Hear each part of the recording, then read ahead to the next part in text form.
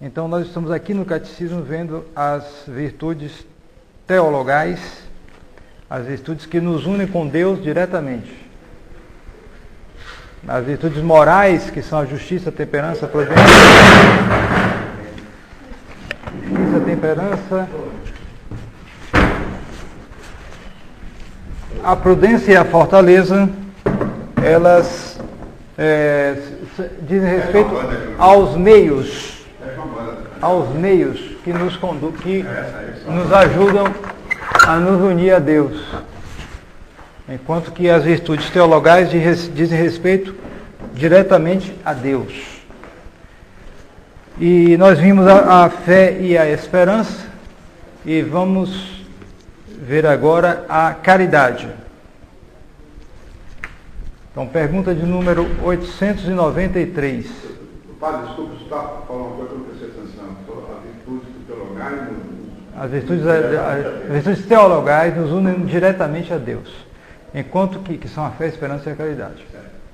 Enquanto que as virtudes morais, chamadas também virtudes cardeais, que são a prudência, a justiça, a fortaleza e a temperança, elas dizem respeito aos meios que nos ajudam a nos unir a Deus.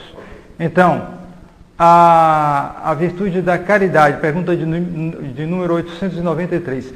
Primeiro, como sempre, a definição. Que é a caridade? A caridade é uma virtude sobrenatural, infundida por Deus em nossa alma, pela qual amamos a Deus por si mesmo e por si mesmo, sobre todas as coisas, e amamos o próximo como a nós mesmos, por amor de Deus. Então, pergunta de 1894. Por que motivos devemos amar a Deus? Resposta. Devemos amar a Deus porque Ele é o sumo bem, infinitamente bom e perfeito, e além disso porque Ele o manda, e pelos inumeráveis benefícios que dele recebemos. Então a primeira coisa a observar é que a virtude é uma virtude sobrenatural.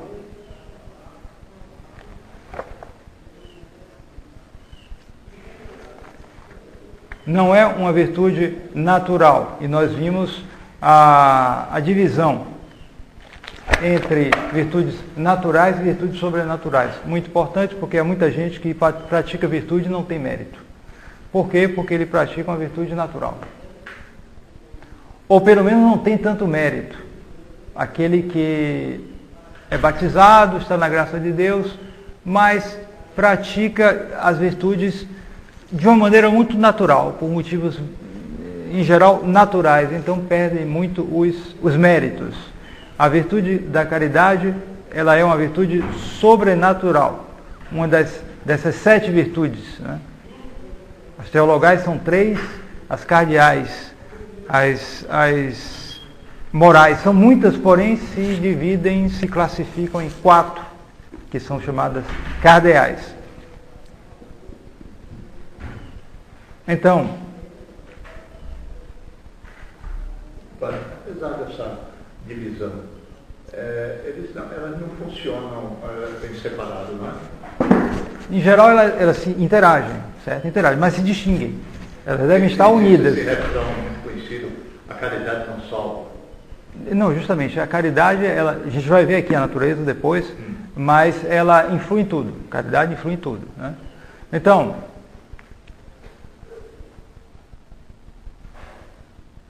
segundo São Tomás de Aquino, a caridade é uma verdadeira amizade entre Deus e nós. Supõe essencialmente a reciprocidade, porque toda amizade supõe reciprocidade. Se alguém tem consideração por outro, esse outro não tem consideração por ele, não há amizade. Tem que haver reciprocidade. Então, no caso da caridade, é uma verdadeira amizade entre Deus e nós. Impressionante. Deus é nosso amigo. Se a gente parar para pensar nisso, dá uma meditação inteira e muitas meditações. Deus é nosso amigo. Exato. E não só isso. Porque para compreender bem a natureza do amor que devemos ter a Deus, é preciso estudar antes a natureza do amor com que Deus tem a nós. Justamente porque, como dizia o apóstolo São João, primeira carta de São João, capítulo 4.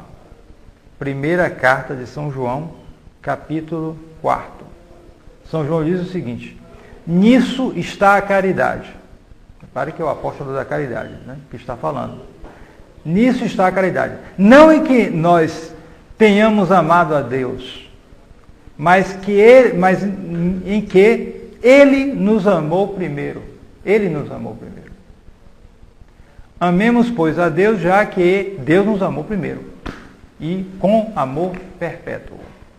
Quer dizer, é uma verdadeira amizade entre Deus e os homens. E quem teve a iniciativa não fomos nós.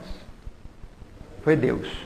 Deus nos amou primeiro. Por quê? Porque, como já expliquei, já disse várias vezes, o amor de Deus é diferente do nosso amor. Nosso amor pressupõe um bem. Eu só amo algo que é um bem. Tudo que eu amo, mesmo por mais louco que eu amo, tem algum bem ali. O problema está justamente na desordem disso. Alguém que deixa a sua esposa e se junta com uma mulher ruim, né? Um adultério. Ele ama? Sim, ama. Em certo sentido, ama. Ama um bem? Sim, um bem. Porém, esse bem, porque há bens naquela mulher com a qual ele se apegou. Por isso, por aquilo, há bens no sentido amplo da palavra. Só que há uma desordem, por isso é um pecado. Aquela mulher não é dele, Deus não quer aquilo, é um adultério, vai destruir a família, etc, etc. É uma traição, a fé que ele deu no matrimônio, tudo isso. Então, tudo isso torna aquilo um pecado, mas ele ama. Ama loucamente, mas ama. Então, esse amor pressupõe um bem. Um bem que naquele ponto ali está desordenado, um amor desordenado. E, portanto, é um mal, se torna um mal. Mas o amor que ele tem supõe um bem.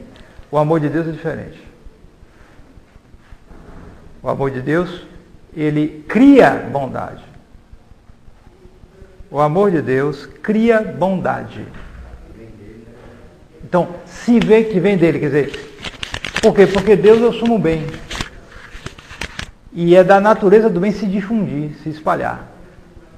Então, se Deus tem amor, então ele cria um bem. É completamente diferente do nosso amor. E por isso ele não pode se enganar. O amor dele, se ele ama, aquilo é ordenado, aquilo é bom. Então, o primeiro amor não foi o nosso. Triste de nós se fosse o nosso. Podia ser um engano daqueles, como normalmente muitas vezes ocorre. Mas não foi o amor de Deus primeiro, então não há problema. Não há erro nenhum, não há nada de errado, impossível. Então, cabe a nós corresponder. Aí é que está o problema. Esse é o problema. É a nossa correspondência.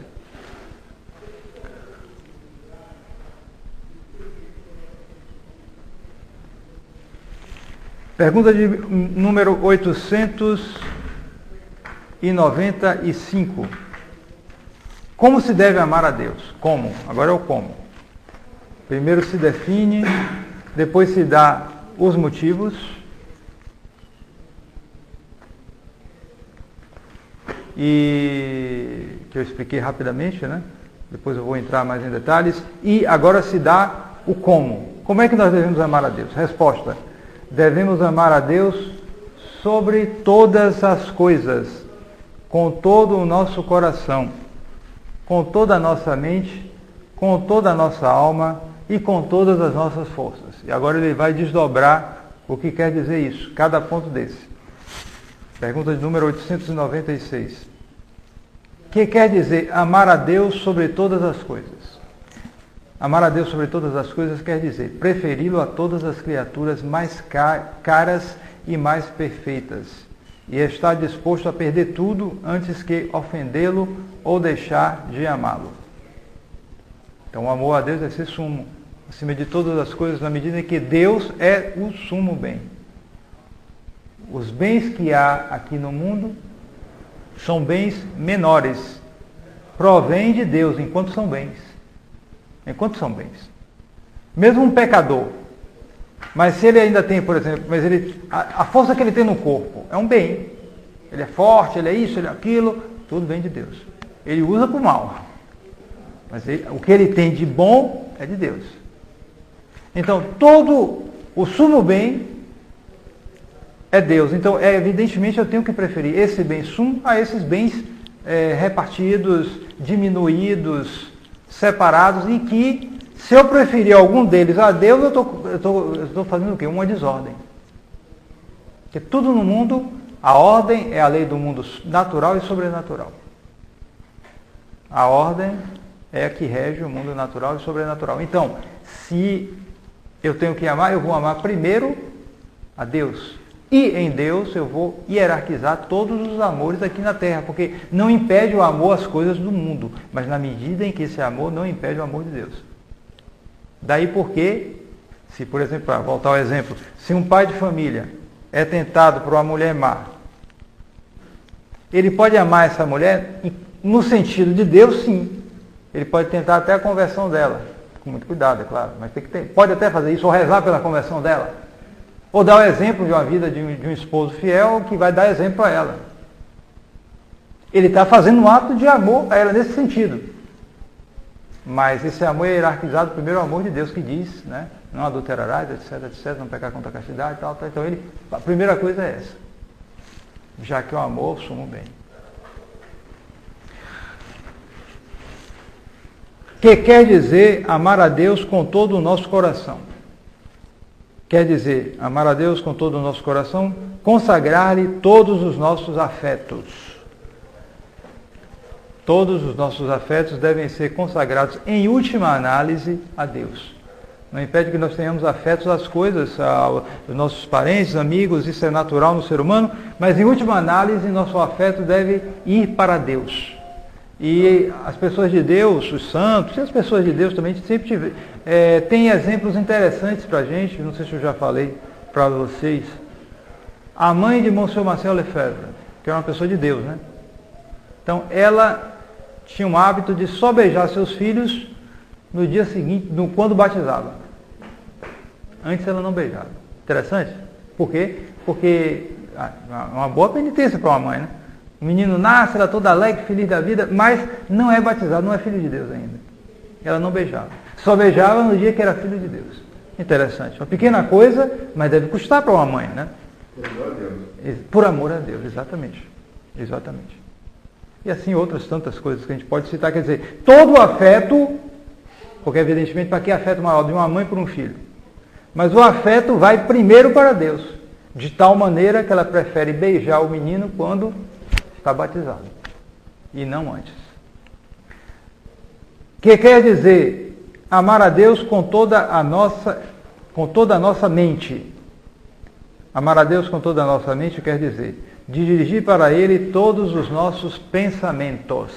Uma das práticas que mais ajudam o progresso de uma alma é o pensamento da presença de Deus. Você se pôr, na medida do possível, né, dentro da nossa fraqueza, nem sempre a gente consegue, mas é o objetivo. Se pôr na presença de Deus. Considerar as coisas que eu estou fazendo, que Deus está me vendo, porque está vendo mesmo. Você não vai inventar nada. Você vai se dar conta de uma realidade. Né? Então, esses pensamentos nossos devem se dedicar a Deus. Então, daí a maior importância, por exemplo, da ortodoxia na fé. Quando eu tenho o maior cuidado com a ortodoxia da minha fé, eu estou justamente zelando estes ensinamentos que vêm de Deus e que foram dados em depósito à igreja e que eu devo aderir. Então eu devo ter o maior cuidado com isso. É a pupila dos meus olhos. Porque se eu não tenho isso, eu não conheço Deus direito. E aí eu não posso amar a Deus. Porque é isso, o amor de Deus supõe conhecimento. É o grande erro de hoje. Você rebaixa a religião ao nível do sentimento, porque você diz que não é necessário conhecer, o amor é que é o mais importante. Não, o amor nos une a Deus, é verdade, mas supõe necessariamente o conhecimento. E o conhecimento sobrenatural, quem nos dá? A fé. Aí tem uma máxima que diz, ninguém ama aquilo que não conhece. Exatamente. E o povo diz, quem não sabe rezar xinga Deus. Quer dizer, porque não sabe, porque não conhece.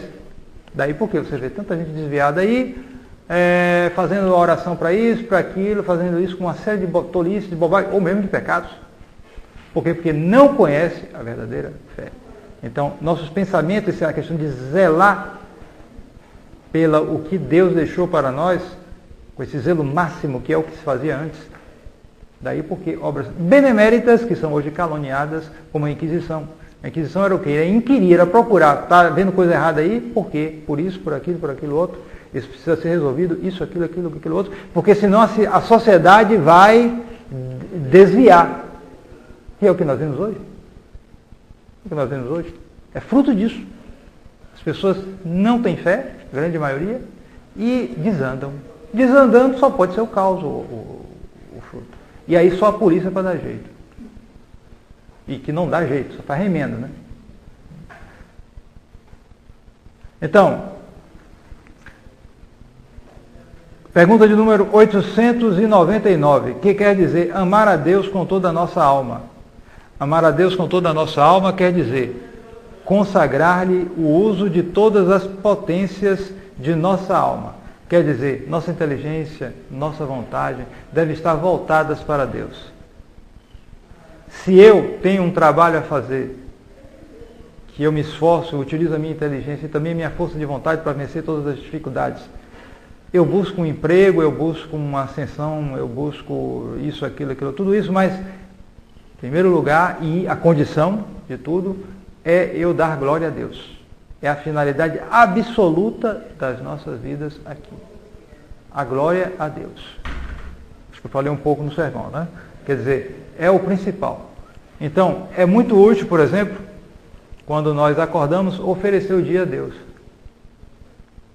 Muito, muito útil, oferecer nossas ações. Porque, na prática, nós muitas vezes esquecemos pela nossa fraqueza, infelizmente. Mas se nós já consagramos o início do dia, então, nossas faculdades, inteligência, vontade, elas agem, porém, virtualmente, há uma intenção de oferecer tudo a Deus. E notem bem, são os direitos de Deus sobre nós. São os direitos de Deus sobre nós. Foi Ele que nos amou primeiro. Não estamos fazendo nenhum favor. Favor a ninguém. E não é só uma coisa para eu me sentir bem, eu melhorar, eu me sentir mais... eu crescer, como se diz por aí. É isso também. Mas depende de uma coisa primeiro. A glória que você dá a Deus, observando os direitos que Ele tem sobre você. Que quer dizer amar a Deus com todas as nossas forças. Amar a Deus com todas as nossas forças, pergunta de número 900. Quer dizer, esforçar-se por crescer cada vez mais no amor dele e proceder de maneira que todas as nossas ações tenham por motivo e por fim o seu amor e o desejo de lhe agradar. Na medida em que nossas ações têm por motivo e por fim o amor de Deus e o agradar a Deus, nessa medida nós crescemos na graça santificante. É a manifestação, por assim dizer. A gente está crescendo nisso, cada vez mais a gente tem a intenção de fazer as coisas por amor de Deus, então é um sinal certo de nós estarmos na graça de Deus e de estarmos crescendo nessa graça.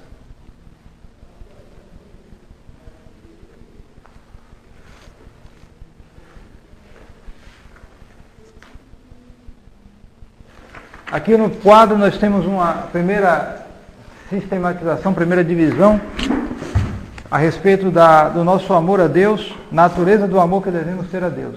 Então, fiz aí a divisão, amor de concupiscência, pode chamar um pouquinho a atenção isso.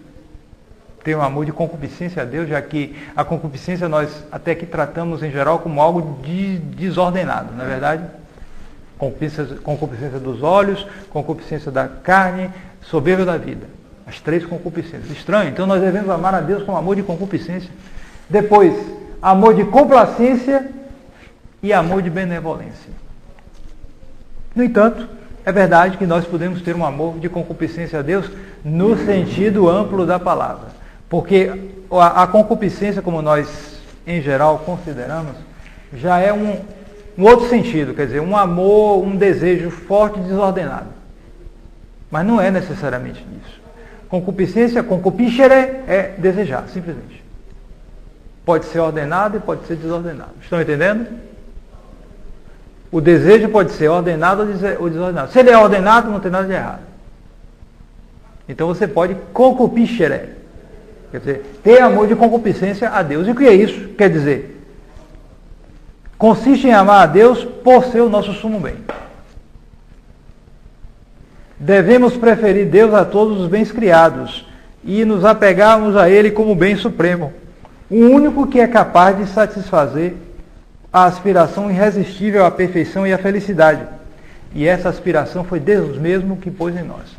É a célebre frase de Santo Agostinho: vós nos fizeste, Senhor, para vós, e a nossa alma não achará descanso até que se repouse em nós, em vós.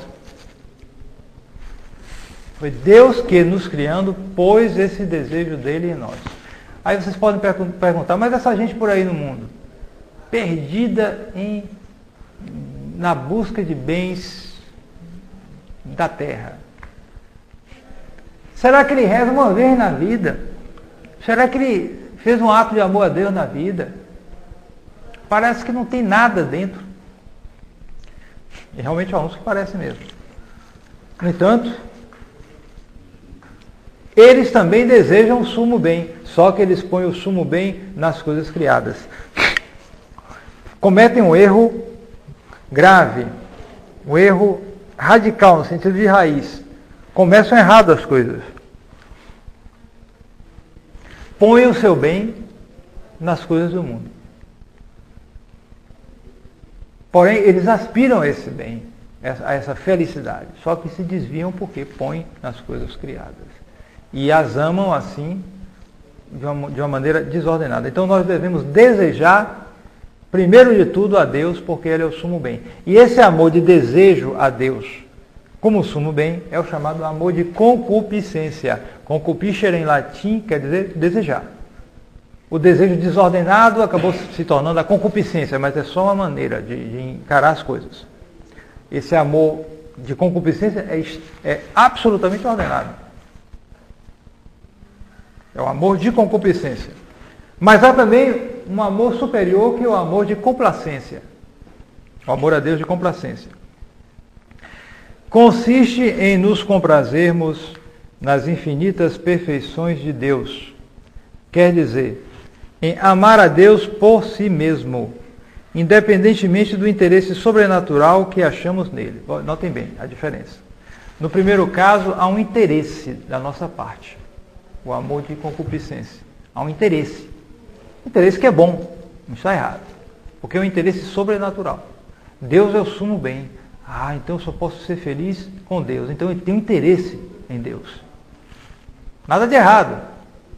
Porém, se você ama a Deus por causa do que Deus é em si mesmo, por causa das perfeições de Deus, e não do interesse que você vai ter em conseguir, digamos assim, já que o céu é a visão de Deus e, por assim dizer, a possessão de Deus.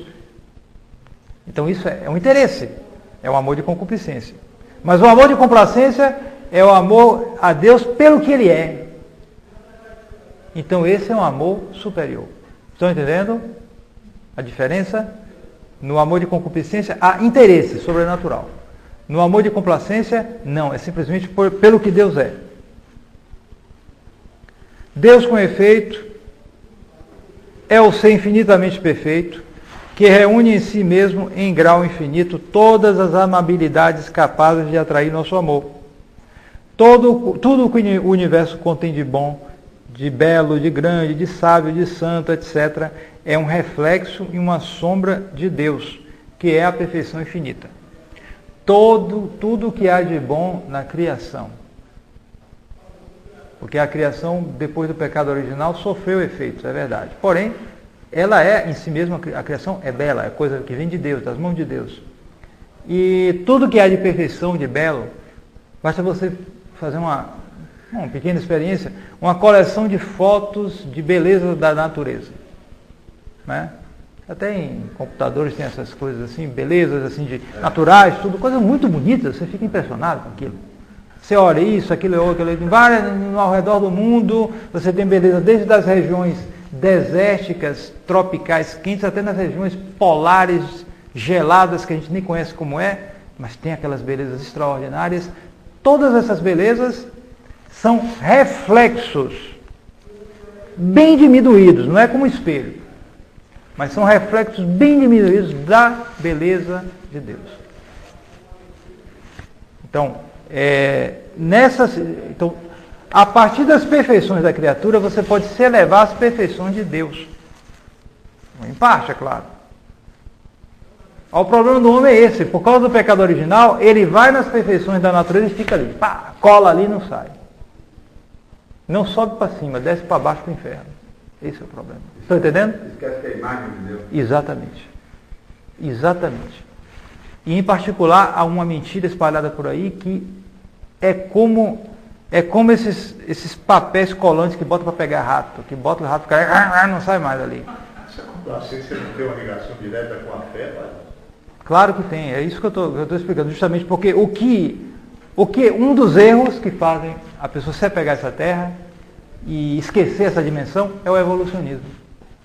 Ele chama de mãe natureza. Exatamente, quer dizer, tudo isso veio por si próprio, foi evoluindo. De um negocinho de nada foi evoluindo, até virar gente. Olha só.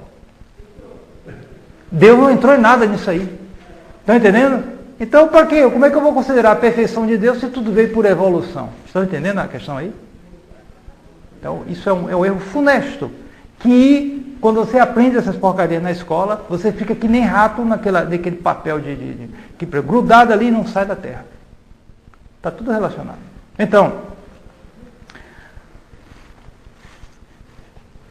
mas além desse amor de complacência, existe um outro amor também, que é o amor de benevolência. Consiste em querer para Deus todo o bem possível. Agora é a nossa correspondência. Você vai querer para Deus todo o bem possível, ou seja, você vai buscar para Deus a glória exterior, em vista da qual Ele criou todas as coisas. Atenção, pesemos cada palavra. Por que Deus criou tudo?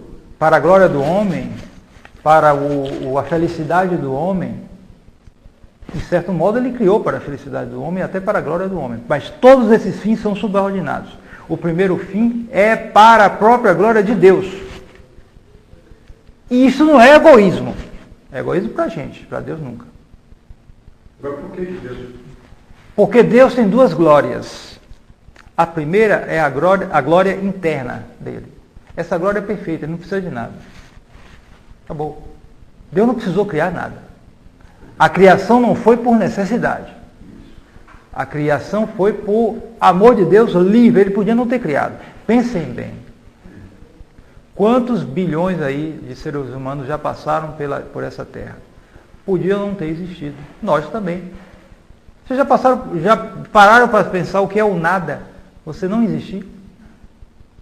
Quantas casualidades passaram para que nós viéssemos à existência? Por que nosso pai casou com nossa mãe? E por que nosso avô casou com nossa avó? E por que a nossa geração se deu justamente para nós? Porque podia ser com outro, de outra maneira ele nasceu outro. Nas diversas casualidades, entre aspas, casualidades eu digo entre aspas, casualidades genéticas que ocorrem, né? Um aqui, outro aqui, não sai igual. E saímos nós. Então, a glória interna de Deus é suficiente. A glória externa é justamente porque, na medida em que Ele criou, é um fato. Não podemos negar a nossa existência, né? Nenhum maluco nega isso. Então, nós existimos, é um fato. A que se deve essa nossa existência? A criação de Deus, o amor de Deus. Deus nos criou. Pronto, então existimos. Então, Deus tem direito a uma glória externa que nós devemos dar a Ele. Ele tem direito. Porque a glória interna está ali. É só dele. Já é suficiente. Mas na medida em que Ele criou, há uma glória externa. Estão entendendo? Essa glória externa Se Deus não criasse, Deus sozinho, mas sozinho entre aspas, porque Deus é a Trindade. Entre eles já há uma comunicação, já há amor, já há tudo isso. Já há uma família, entre aspas, poderia dizer. Então, Deus ali, ele tem a glória suficiente para ele. Mas Deus quis criar. Fora de Deus. Você pode, gostou, não gostou, achou, não achou, é um fato. É um fato, basta olhar e ver. Nem maluco vai negar a existência das coisas. Então, você foi criado, o mundo foi criado. Então, tudo que é criado deve a Deus dar glória a Ele. E esse dar glória a Deus é uma glória externa a Deus. E essa glória é um direito de Deus. As criaturas irracionais, elas dão necessariamente. Não entendi. As criaturas irracionais dão glória a Deus necessariamente. Quando um bem-te-vi canta na árvore, ele dá glória a Deus. Melhor ainda, o curió. Mas é uma glória que ele dá a Deus. Mas o ser humano é diferente. Por quê? Porque ele é racional. Ele é livre, ele pode não dar. Aí é o problema. A liberdade que ele deu, sim, é uma coisa boa. Mas a utilização que o ser humano faz, aí é duvidoso. Então, mas permanece o fato. Deus tem direito a esta glória externa que nós damos. Então, como é que não gosta? Se é um direito dele, ele não precisa. É outra coisa. Ele não precisa. Mas essa glória dada a ele, claro, agrada. Porque se ele criou para isso, ele nos criou para isso. Sem necessidade ele criou, exatamente. A criação é livre. Com risco. Hã? Com risco. Com risco. Claro, mas o risco vem do fato de nós sermos criaturas. E não criadores. Exatamente. Porque em Deus a liberdade coincide exatamente com o bem. Em nós a liberdade deve coincidir com o bem, mas pode não coincidir. Pode acertar e pode errar. E a imagem e semelhança de Deus está nisso também. Justamente porque nós podemos, como Ele, entender a verdade e buscar o bem. Querer a verdade. Querer o bem. Certo? Então está justamente isso a imagem e a semelhança, no caso. A imagem de Deus nisso. A semelhança é mais a graça de Deus. Né? A graça de Deus, que realmente dá uma união muito maior. Então, se ele não nos desse essa liberdade, a gente poderia ligar glórias eternas. Se ele não nos desse essa liberdade, nós seríamos como animais irracionais. Aí que está a coisa. Certo? Nós seríamos como animais racionais, porque a liberdade está ligada justamente à vontade livre, que está ligada à inteligência. Na medida em que nós temos inteligência, vem a vontade. E a vontade é livre. Está ligado a isso, é a qualidade da vontade, é o livre-arbítrio. Nós somos livres, não adianta mudar. Então, Deus fez assim. Não adianta querer achar que nós poderíamos ser seres humanos e só fazer o bem. No céu é assim. Mas aqui não. No céu é assim, porque no céu estão aqueles que passaram pela prova, foram examinados no juízo e passaram pela prova. Mas todo ser que não é Deus, é criatura, tem que passar por uma prova, na medida que ele é racional e livre. Está entendendo? Os anjos passaram por essa prova e nós passamos aqui.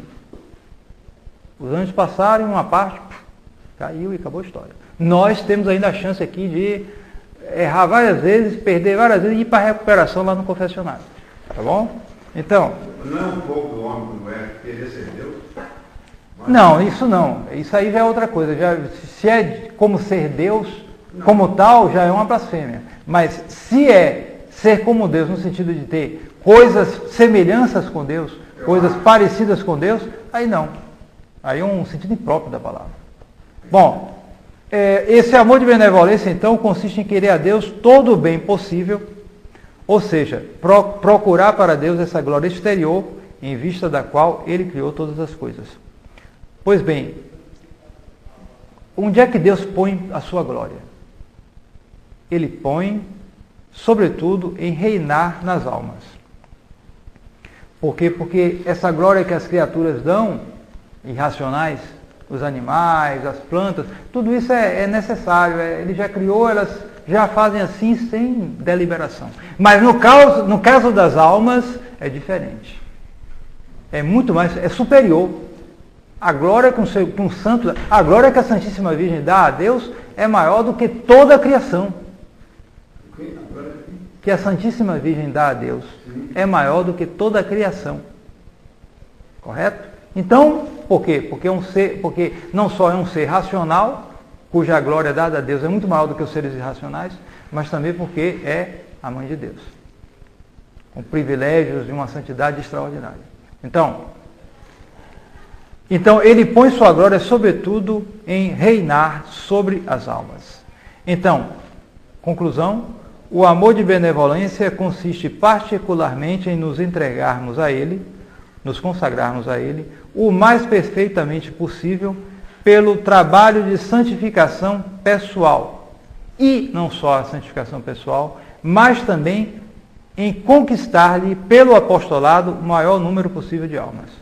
Porque você consegue justamente a glória a Deus, sobretudo, santificando-se a si próprio e procurando outros que deem glória a Deus. Se você converte uma alma ou outro, aquilo você ganha muito, viu? Ganha muito. Apostolado é algo importante. Mas primeiro, você não vai sair por aí convertendo tudo andando errado. Ninguém pode dar o que não tem.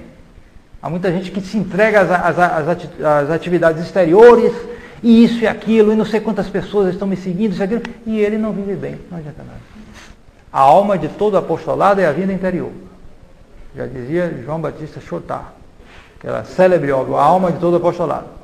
E ele tem atitude de glória para si próprio. Não, porque se ele anda mal, aquilo vai reveste para ele. Ele está desorientado, ele está desordenado, então a coisa vai para ele e não para Deus. Acaba sendo assim. Pergunta de número 901. Porque, agora nós passamos para a outra parte, que hoje é hipertrofiada, o amor ao próximo. Por que devemos amar ao próximo?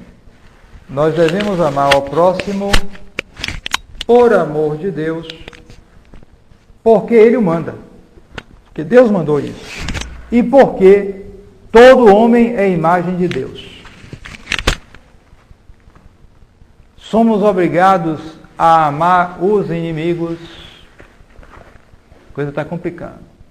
Somos obrigados a amar os inimigos? Sim. Somos obrigados a amar também os inimigos, porque também eles são nossos próximos. E porque Jesus o mandou expressamente. Não tem para onde correr. Foi nosso Senhor que mandou. Não? Pergunta de número 903. Que quer dizer amar o próximo como a nós mesmos? Amar o próximo como a nós mesmos quer dizer desejar-lhe e fazer-lhe, tanto quanto pudermos, todo o bem que devemos desejar para nós mesmos e não lhe desejar nem fazer mal algum. Quando amamos a nós mesmos retamente?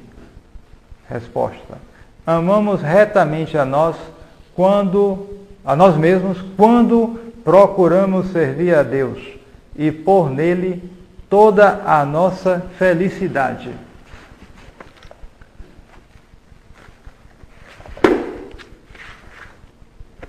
Então você tem dois fundamentos aí no quadro para a caridade fraterna. Primeiro, o princípio de fé. Segundo, o princípio de abnegação. O princípio de fé é o seguinte: nós devemos respeitar, amar e servir o que em nosso próximo é de Deus. Ou seja, o próximo tem um lado divino. Em certo sentido, entendamos bem. Em que sentido ele tem um lado divino? No sentido que, pelo menos, ele foi criado por Deus. E ele foi, além disso, chamado para o céu.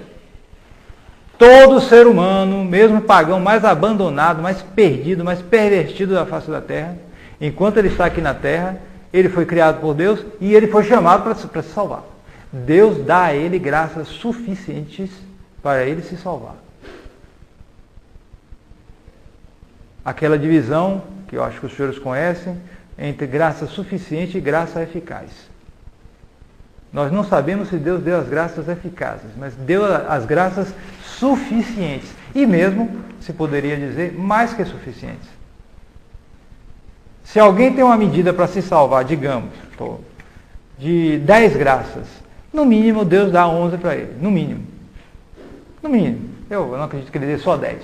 Mas, de qualquer modo, ele dá o suficiente. Todo mundo tem graça para se salvar de tal maneira que ninguém pode abrir os olhos no inferno e dizer, eu não sabia de nada, eu não... Como é? Eu fui cair aqui, nem sei, ninguém. Isso não existe. Se ele cai ali, é porque a culpa foi dele. Então, pelo menos nesse sentido, há um lado divino no próximo. Além disso, aquele que é católico, que está na graça de Deus, mais ainda. Porque ele não só ele foi criado por Deus, mas ele foi elevado, ele tem a graça sobrenatural, batizado, etc. Então, ele tem mais direitos até ao nosso amor do que o que não é cristão, o que não é católico. Há uma preferência. Há uma preferência. São Paulo diz isso claramente. Uma preferência. Você ama todos, mas é natural. Se você olhar para a ordem natural, claro que você ama mais uma pessoa da sua família do que uma pessoa que não é da sua família. Normal. Você tem mais afeição, você dá mais coisas, você se sacrifica mais por uma pessoa que é da sua família. Seu filho, isso, aquilo, seu pai, etc, etc. É natural. Você não vai também fazer aquela exclusivismo, eu aqui na minha família, no meu clã, e o resto é resto. Não é isso. Mas há uma preferência. Assim também na ordem sobrenatural, você deve, por exemplo, ajudar e ter mais interesse pelo pessoal aqui do nosso grupo de fiéis, do que pelo pessoal da igreja por aí, conciliado, por aí. Você também ajuda também, se você puder. Mas, sobretudo, o pessoal daqui. Há uma gradação. Se há outros grupos aqui no Brasil também, da resistência, você também procurar ajudá-los, isso, aquilo. Certo? Uma pessoa, por exemplo, que vem se hospedar aqui, passar um tempo para assistir aqui, então você procura ajudá-lo mais, que ele está fora do grupo. É nosso companheiro, nosso amigo e tal. Isso faz parte. Faz parte. Contanto que não vira uma coisa exclusivista. O resto é resto, esse pessoal é um perdido. Esse pessoal aí fora, tudo perdido. Vocês podem estar até andando mal, mas você é um filho de Deus, quer dizer, chamado para se salvar, etc, etc. Você vai procurar ajudá-lo na medida que você possa. Na medida que você possa. Né? Então, há um lado divino no próximo.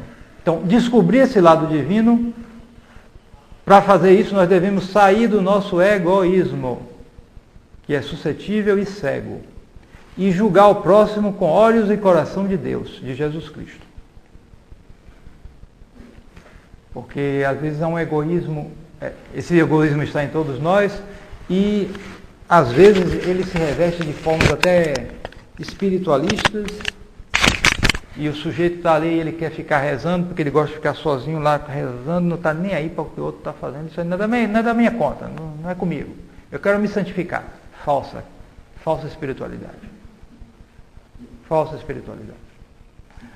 Bom, além do fundamento do princípio de fé, existe outro fundamento que é o princípio de abnegação. O que é isso? Nós não devemos nos deter maliciosamente no que o próximo tem de homem de pecado, mas fixar nossa atenção em nossas próprias misérias. Nossa situação, portanto, é muito distinta, na medida em que nós consideramos o mal em nós ou no próximo. Quer dizer, o homem de pecado, quer dizer, a situação de pecador existe em todos. Nossas tendências erradas, desvios, isso, aquilo, em maior ou menor medida. Mas a perspectiva nossa deve ser de olhar primeiro as nossas e depois as dos outros.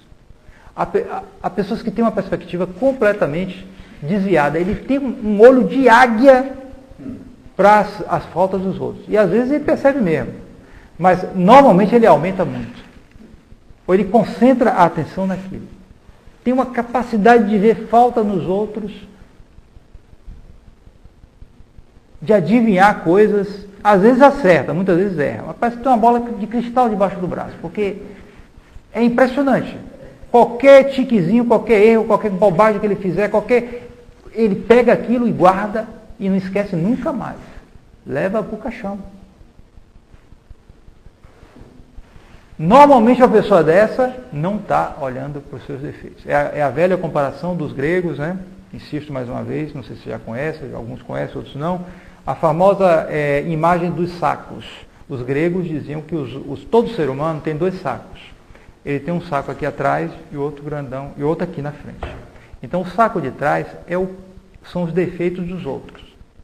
O saco da frente é os nossos defeitos. Então quanto mais esse saco aqui... Não, peraí. Os defeitos... o da frente é o dos próximos. O atrás são os nossos. Então quanto mais o saco daqui aumenta os nossos defeitos, aí empurra a cabeça, a gente enfia a cabeça no saco da frente, que são os defeitos dos próximos. Então, quanto mais você tem mais defeitos, mais ele está ocupado nos defeitos dos próximos. Ele tem um erro de perspectiva. Não é que não seja verdade, ele pode até acertar muita coisa. Mas a vida dele é concentrada nisso. Então ele tem que praticar, a fim de praticar a caridade fraterna, ele tem que ter esse princípio de abnegação. Ele tem que deixar de olhar para os defeitos do próximo para olhar para os seus defeitos. Alguém que vai ajudar o outro, fulano está necessitado, né? Está precisando de... Mas ele não trabalhou não. Nunca prestou aquele sujeito.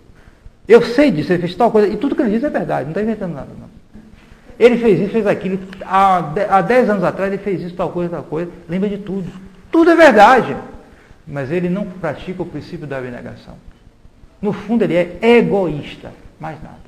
Mesmo que ele dê uma ajudinha, o mérito ali é pouquíssimo. Ele não ganha muita coisa. Porque ele faz aquilo mexendo dentro. Porque ele não pratica o princípio de abnegação. Ou seja,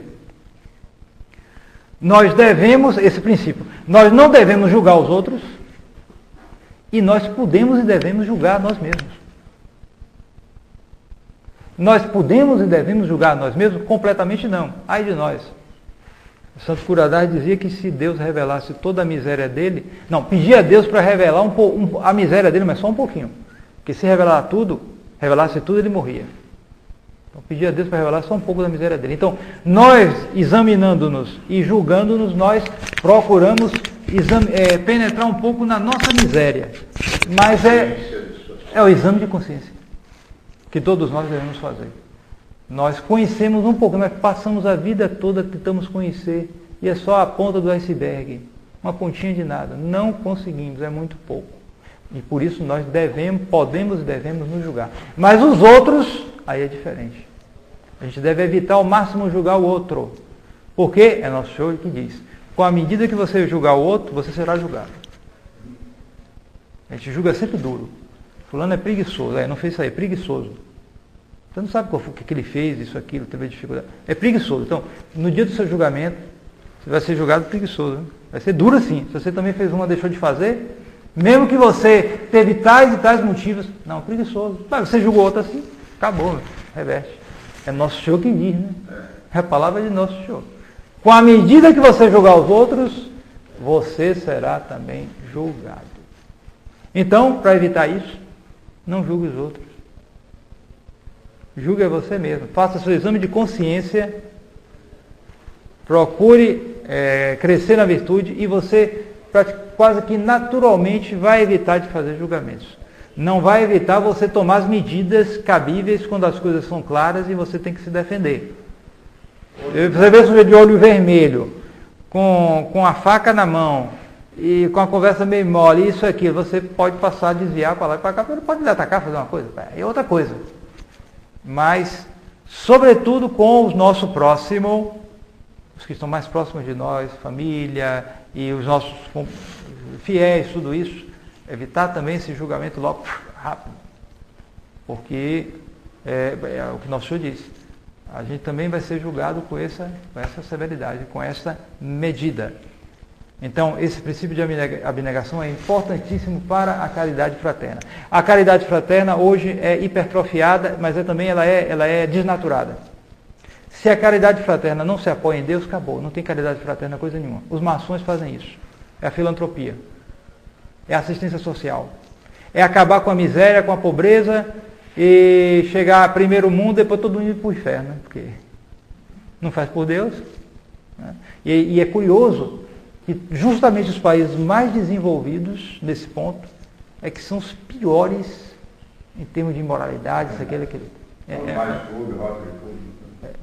Então, pergunta de número 863. Não, pergunta de número 905. Como se perde a caridade? Se perde. A caridade se perde com qualquer pecado mortal. Vejam bem, houve até disputa entre os teólogos. Alguns teólogos diziam que a graça santificante é a caridade. Não, não é a mesma coisa. Mas é verdade, no entanto, que a caridade tem uma influência diretiva sobre todas as outras, é, por assim dizer, a forma das outras virtudes. Se falta a caridade, não tem como ir para adiante. Mesmo a fé e a esperança sem a caridade são informes. E se há caridade, há o estado de graça. Uma pessoa que não tem estado de graça não pode ter a caridade. E por isso, quando essa pessoa... Não pode. Não tem o estado... Quem está em pecado mortal não tem a virtude da caridade. Quem está em pecado mortal pode ter ainda a fé e a esperança. No estado anormal, informe. Mas quem está em pecado mortal não pode ter a caridade. Portanto, se ele fizer um ato bom, esse ato não é um ato por amor a Deus. Para ele é nulo. Pode servir indiretamente para alguma graça atual para ajudá-lo à conversão dele. Pode servir indiretamente. Então, como recuperamos a caridade? Recuperamos a caridade fazendo atos de amor de Deus, arrependendo-nos e confessando-nos bem. Ou seja, se alguém está em pecado mortal, não tem a caridade, faz um ato de amor a Deus, um ato de contrição perfeito, ele recupera a graça santificante e a caridade também. Mas é o velho problema, você não tem certeza. Não basta pegar ato de contrição, ler e pronto. Estou em estado de graça. Não é isso. É a confissão, né? Não, a confissão, veja bem. Aquele velho problema. Se ele se confessa com as disposições, ele recebe a absolvição, pronto. Ele já tem, ele está em estado de graça de novo com a virtude da caridade. Mas se ele não se confessa, mas faz um ato de amor a Deus perfeito, ele não precisa, ele já recebe antes da confissão. Mas ele deve se confessar porque ele não tem certeza. Não tem? Certeza. Não entendo. Ó, o que é fazer um ato de amor perfeito a Deus? Quem é que tem certeza disso? Você tem certeza? Você chegar, meu Deus, eu amo o Senhor acima de todas as coisas, porque você é digno de ser amado sobre... É um ato né? E se arrepende dos seus pecados. Pode ser, mas pode não ser. É toda a dificuldade daquele que morre sem confissão, meu cara. Se for de repente, nem se fala. Não tem... com a confissão e a certeza. Só com a confissão. Daí porque quando um protestante se converteu, um dia perguntaram a ele, por que o senhor se converteu? Certeza. Ele não tinha certeza. É claro que não tinha. Uma heresia sem sacramento de confissão. Você só tem certeza na confissão. Porque se uma pessoa comete um pecado mortal, ele se arrependeu não perfeitamente, só porque ele está com medo dos castigos. Rapaz, se eu cometi tal pecado, se eu não me confessar, eu vou para o inferno, estou com medo do inferno, vou me confessar. Mas ele foi retamente, ele não foi invento. Ele foi, confessou seu padre com retidão. O padre absolveu, recebeu o perdão, está perdoado. Mas se ele morresse assim, ele ia para o inferno, sem se confessar. Está entendendo? Porque ele só se arrependeu por medo dos castigos. Não foi perfeito. Foi um arrependimento imperfeito. Mas se ele com esse arrependimento vai para o confessionário e se confessa com honestidade, bastou. Daí a importância imensa da confissão. E por isso, não espere, se ocorrer algum desastre aí, cair em pecado grave, se confessar. E mesmo se confessar habitualmente. Não espere passar um ano. O preceito é se confessar um ano. Só se confessa em um ano. Não vá nessa mediocridade. Faça mais. Tem os cabelos brancos, nunca me ensinaram isso. Tem os cabelos brancos e nunca me ensinaram. Pois é, porque a deficiência, a ignorância é mantida em grande parte propositalmente. São Pio X já dizia que um dos maiores males do mundo é a ignorância religiosa. São Pio X. São Pio X nasceu foi Papa há um século, mais de um século. Quer dizer, ele dizia isso. Um dos maiores males do mundo é a ignorância religiosa. Porque na medida que você não sabe, você não faz direito. Você sabe mais ou menos, você faz mais ou menos. Se você sabe bem, é mais fácil fazer bem. Deus, eu posso ser responsabilizado a rigor? Veja bem. Ignorância? Ignorância que a pessoa não é castigada é a ignorância invencível. Quando ela não sabe e tentou e não conseguiu. Mas quando ela pode saber e não procurou, a voluntária aí há pecado. Para saber exatamente, impossível. Mas é verdade que os maiores culpados são aqueles que estão em cima e que foram destruindo o ensino religioso. Hoje não existe mais ensino religioso. Você vai num colégio desse de segundo grau, não existe. O que é de ensino religioso? Pegue as provas. Pega uma prova desses menininhos, pobrezinhos. A gente já fez isso. Traz para cá e a gente vai examinar. Tem nada. Tem nada. Não é formação, é da formação. Não tem nada. Acabou. Isso é feito. É o esquema. Aquele esquema que eu falei. É o esquema. Você tem que, se você quer estar na ordem, na lei, entre aspas, você tem que entrar no esquema. Você tem que, já houve casos, né, gente daqui, vai falar com o professor lá, nos colégios aí, Vieira, vai falar com, isso aqui está errado, isso aqui não é da fé católica. Você sabe como é que manda, a gente não tem o que fazer, tal, a gente faz, aí isso pronto, é o esquema. O MEC, não só o MEC, a diocese também pode ser, que esteja mentindo nisso. As provas de religião, tudo. É você respeitar a diversidade. O que é respeitar a diversidade? É algo que não diz nada em si mesmo. Você pode respeitar a diversidade de alguém que é católico também, mas que não frequenta esse mosteiro, frequenta o mosteiro da Santa Cruz. Tudo bem, a diversidade você tem que respeitar. Mas você vai respeitar a diversidade de um bandido, ladrão, assassino? É a diversidade dele, ele optou por isso. Vai respeitar? Está entendendo? Então, está destruído o ensino religioso. E nós temos, a gente faz aqui um pouquinho isso, tentar reconstruir o que os outros destruíram.